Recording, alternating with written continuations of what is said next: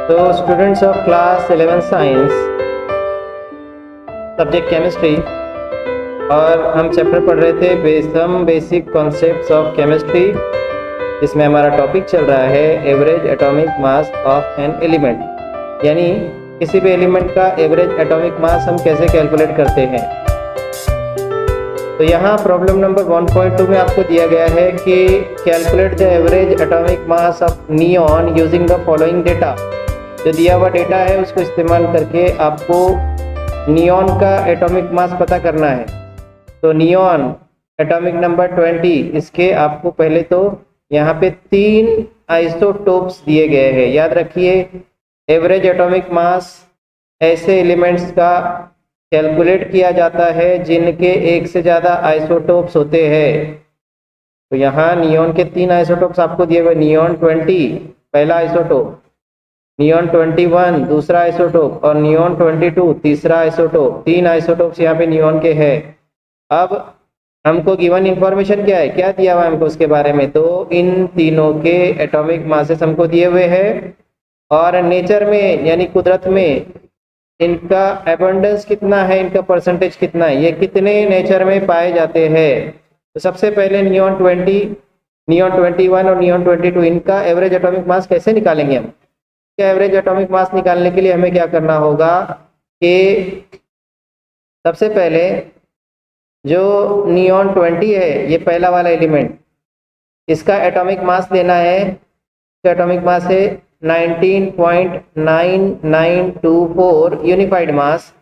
उसको मल्टीप्लाई करना है उसके परसेंटेज से या नेचुरल एबंडेंस से, जितना नेचर में ये पाया जाता है। तो मल्टीप्लाई किया उसको 90.92 से परसेंट, ठीक है। और परसेंटेज का मतलब कि ये टोटल जो है, इस टोटल को आपको डिवाइड बाय 100 करना है। ओके, तो ये हुआ पहला नियॉन 20 का। उसके बाद प्लस ऐड करना है इसके अंदर नियॉन 21 के लिए। नियॉन 21 का भी वैसे ही करेंगे कि उसका एटॉमिक मास लेंगे 20.9940 और उसको मल्टीप्लाई करेंगे उसके एबंडेंस से, नेचुरल एबंडेंस से। नेचुरल एबंडेंस उसका 0.26 है, और the whole term is divided by 100 plus तीसरा जो है नियॉन 22, इसका भी एटॉमिक मास लेंगे। उसका एटॉमिक मास है 21.9914 और उसको मल्टीप्लाई करेंगे उसके नेचुरल अबंडेंस से, जो है 8.82%। The whole term is divided by 100। Okay, अब ये इन सबको सॉल्व करने के लिए 1 बाय 1 हम सॉल्यूशन करेंगे। इस तरह से मैं यहाँ से लिखना शुरू करता हूँ कि जब इन दोनों की मल्टीप्लिकेशन हम करते हैं तो आंसर हमको मिलता है 1817.70 अपॉन 100 प्लस करके ये दूसरे दो जो टर्म्स है 20.9940 और 0.26 को जब मल्टीप्लाई करते हैं तो मल्टीप्लाई करने के बाद हमें आंसर मिलता है 5.45 डिवाइडेड बाय इसको भी 100 करना है। प्लस करके तीसरा जो टर्म है 21.9914 इंटू 8.82, इसकी जब हम मल्टीप्लिकेशन करते हैं तो मल्टीप्लिकेशन करके हमको आंसर मिलता है 193.9। ओके, अब इसको भी डिवाइड करना है 100 से। 3 टर्म्स हमारे सामने आए, तीनों टर्म्स को हम जब 100 से डिवाइड करते हैं, आपको मालूम है 100 से किसी भी टर्म को डिवाइड करने के बाद, किसी भी टर्म को 100 से तकसीम करने के बाद उसका जो डेसिमल पॉइंट है वो 2 पॉइंट लेफ्ट की तरफ चला जाता है। तो देखो, पहले का लेफ्ट की तरफ अगर डेसिमल पॉइंट गया तो वो हो जाएगा 18.177 प्लस, ये 100 से डिवीजन कर दी मैंने। दूसरे का decimal point 1 and 2 positions left की तरफ जाएगा, वो हो जाएगा 0.05 193.45 प्लस करके 193.9 जो है इसके भी 2 डेसिमल पॉइंट लेफ्ट की तरफ शिफ्ट करोगे तो हो जाएगा 1.939। इन तीनों का जब हम सम करते हैं, इन तीनों की एडिशन करते हैं तो हमको मिलता है answer that is equal to 20.656। तो स्टूडेंट्स ये है average atomic mass of neon. Neon जो है ये तीनों आइसोटोप्स का एवरेज निकाल करके हमने इसका एवरेज एटॉमिक मास पता किया तो वो हमको मिला 20.656। और अब पीरियोडिक टेबल में जब आप चेक करते हो तो उसमें आपको ये ऐसा एवरेज एटॉमिक मास दिखाई देता है। ठीक है, तो that is the average atomic mass. Next is molecular mass. Molecular mass ये सब्जेक्ट का ये किसी भी सब्सटेंस का वो मास होता है। अब आपको पता है कि सब्सटेंस बनता है एलिमेंट से मिलकर। ठीक है, substance is made up of element और उसमें एलिमेंट मौजूद होते हैं। तो उन एलिमेंट के एवरेज एटॉमिक मासेस का जो सम है, ठीक है, the sum of average atomic masses of all the atoms of elements which constitute the molecule, किसी मॉलिक्यूल को बनाने वाले सारे एटम्स का जो एवरेज एटॉमिक मास होता है, उस एवरेज एटॉमिक मासेस का जो सम है उसको कहते हैं मॉलिक्यूलर मास। ठीक है, तो molecular mass is nothing but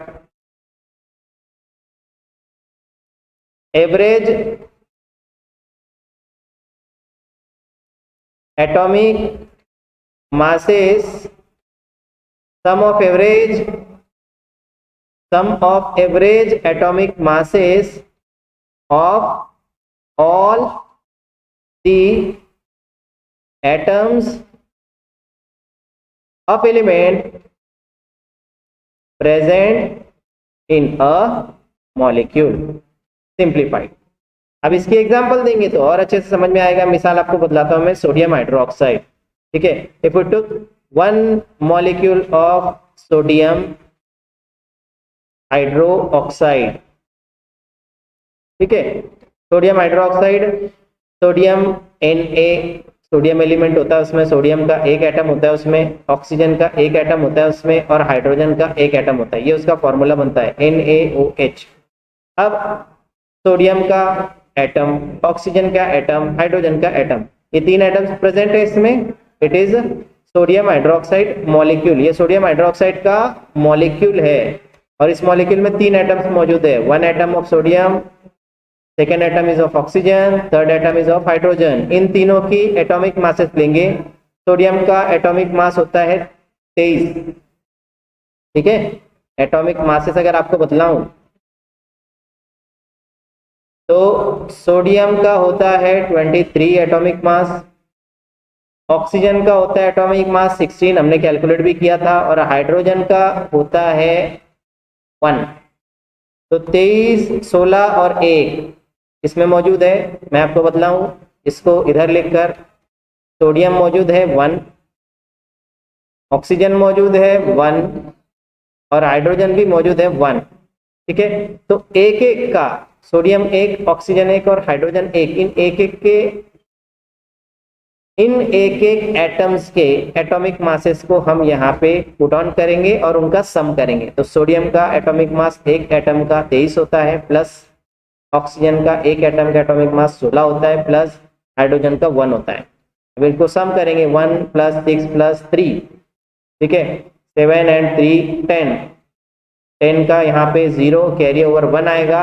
अब उसके बाद 1 और 2 3 एक मिलाए तो 4, तो answer comes out to be 40। तो ये 40 जो हमारा आंसर आया, ये क्या है? It is the molecular mass of NaOH। ठीक है, इस तरीके से आप किसी भी मॉलिक्यूल का मॉलिक्यूलर मास कैलकुलेट कर सकते हैं। बहुत ही आसान तरतीब है। इससे आसान मॉलिक्यूल आपको समझाता हूं मैं, जो आपका डेली लाइफ में आता है, वाटर। वाटर का एग्जांपल ले, H2O मॉलिक्यूल। देखिए 2 हाइड्रोजन है उसमें लिखे हुए और एक ऑक्सीजन लिखा हुआ है इसके अंदर। तो इसकी बनावट कैसी होती है, H single bond O single bond H। देखो एक हाइड्रोजन है उसमें, एक ऑक्सीजन है और एक दूसरा हाइड्रोजन इधर है, मतलब टोटल हाइड्रोजन 2 है और ऑक्सीजन 1 है। क्या करेंगे, हाइड्रोजन का एटॉमिक मास 1 लिया प्लस ऑक्सीजन का एटॉमिक मास 16 लिया प्लस दूसरे हाइड्रोजन का एटॉमिक मास 1 लिया। ये क्या है, these are the atomic masses. ये क्या है, एटॉमिक मासेस है इन तीनों एलिमेंट्स के, ऑक्सीजन हाइड्रोजन के। तो ऑक्सीजन का 1 plus 16 17 plus 1 is equal to 18। तो बच्चों 18 is nothing but the molecular mass of H2O। इस तरीके से मॉलिक्यूलर मास कैलकुलेट करने का ये तरीका है। अब इस पर से आपको समझ में आ गया होगा कि मॉलिक्यूलर मास क्या है। Molecular mass is nothing but the sum of average atomic masses of all the atoms of element which are present in the molecule, which constitute molecule मतलब जो उस molecule में मौजूद है। Okay, so this way I think you can understand